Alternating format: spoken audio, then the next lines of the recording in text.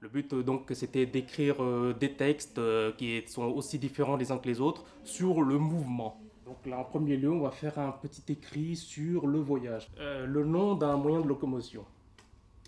Donc à partir de ce mot donc on va composer deux phrases, c'est-à-dire deux phrases qui contiennent chacune donc le moyen de locomotion.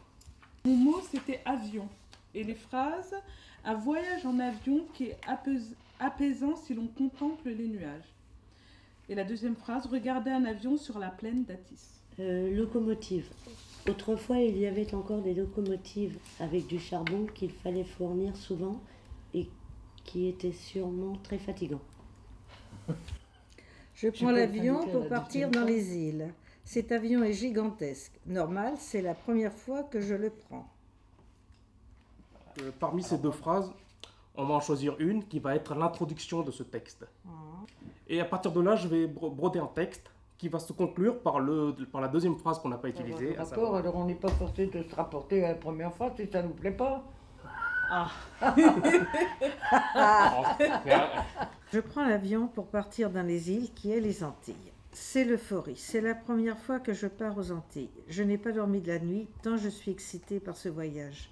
À l'aéroport, il y a foule. C'est bruyant. Une attente de 2 heures avant de prendre l'avion, c'est très long. Enfin arrive le moment de monter dans l'avion. Il est gigantesque. Il y a beaucoup de monde.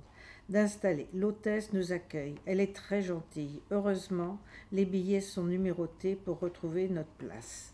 Je m'installe. C'est très excitant de prendre l'avion et d'arriver à destination. La vue de là-haut, elle est magnifique. Et de survoler au-dessus des nuages, c'est splendide. Comme le voyage est très long, je m'endors. Point final. Et sinon, on voit bien qu'il y a un pluralisme, une diversité d'écriture. Et c'est ça qui est passionnant à travers les ateliers d'écriture. Voilà. Nous allons inventer 5 noms de rues. Rue de la Banane Plantain, rue de la Nuit Noire, rue de mon anniversaire et rue de la Grimace. Oh, bien.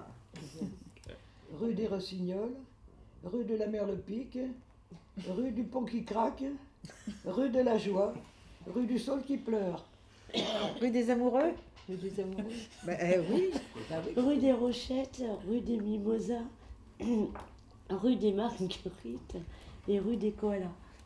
Ah, la rue des Koalas. Ah bah oui. Oh, moi j'étais beaucoup plus sérieuse. Oh, bah, moi, c'est marrant, mais chez moi c'est pas marrant. Alors moi c'est rue de la Pelleterie, rue des Rosiers, rue de Léonard de Vinci, rue de Wolfgang Amadeus Mozart et rue de la Pompe. Ça, et nous allons les imaginer ces rues. Mais sauf qu'à chaque fois qu'on va commencer à raconter ces rues, on va commencer par la phrase « J'avance dans la rue de ». J'avance dans la rue d'Hélice Oui. et je vois Oui. ça. Et après on raconte donc qu'a-t-elle de spécial cette rue? Pourquoi est-ce qu'elle porte ce nom? J'avance sur la rue des Amoureux et je vois des petits bancs installés sur les bas-côtés. C'est là où se donnent rendez-vous les jeunes pour se retrouver. J'avance dans la rue des Koalas, j'adore cet animal en lui-même. Il est tout craquant. Sur les portails de chaque maison, des koalas ont été sculptés en fer forgé. Rue de la Merlepique, qui est une concierge très désagréable. Les enfants qui la suivent, cette rue, je veux dire, font mille farces pour l'embêter. Et pour qu'elle se fâche. Mais elle a beau les arroser de son gelo, ils reviennent quand même. Rue du Chat-Perché. Ma voisine a un très joli chat siamois qui disparaît quand elle le cherche. Et ben, j'ai pas eu le temps de finir. Non, j'ai fait des progrès, je trouve, depuis que je viens avec vous. Voilà. C'est ça qui me manque. J'avance dans la rue de Coco et je vois un alignement de petites maisons avec des boîtes aux lettres orange. Cette rue a été nommée rue de Coco en l'honneur de Corinne. Il me semble que c'était une amie de Coluche. C'est pas mal. Il fait bon passer dans cette rue. Elle a quelque chose de très rassurant. Et tout y est clair et lumineux. Cette rue redonne le sourire. Elle est très colorée. Mais ce qui m'a semblé étrange, c'est que devant chaque maison, un arbre est planté. Et accroché à ses branches, on peut voir à la place des feuilles des petites paires de lunettes. Ce sont sûrement des arbres magiques. En tout cas, cette rue est magnifique. C'est bien. J'avance dans la rue de la Nuit Noire et je n'y vois rien. Impossible donc de vous raconter ce que j'y vois, ni pourquoi elle s'appelle comme ça. Normalement, c'est écrit sur le panneau. Mais bon, ce n'est pas très clair. Car comme je l'ai dit, on n'y voit rien. J'avance dans la rue de la Grimace. Aussi étonnant que cela puisse être, je ne vois que des gens qui sourient à pleines dents.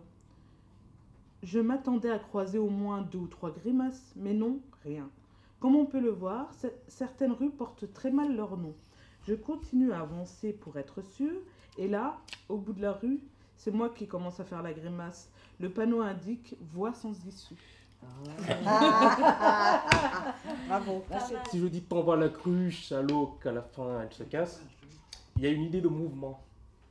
Eh bien, par exemple, la cruche, on pourrait remplacer par exemple la cruche par autre chose.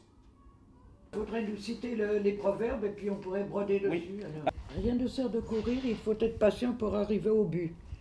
Il faut d'abord rencontrer l'ours avant de pouvoir le tuer. Si vous voulez garder votre place, ne bougez pas. Il y a de la peine dans tous les métiers et donc cela mérite salaire. Oh bah. Ça donne souvent des résultats qui sont pas Oui, étranges. les chiens aboient et l'ange passe. Rien ne sert de courir, il faut s'enfuir à temps. Tant va le voilier à l'eau qu'à la fin il coule. Rien ne sert de courir, il faut marcher. Tant va la cruche à l'eau qu'à la fin il coule.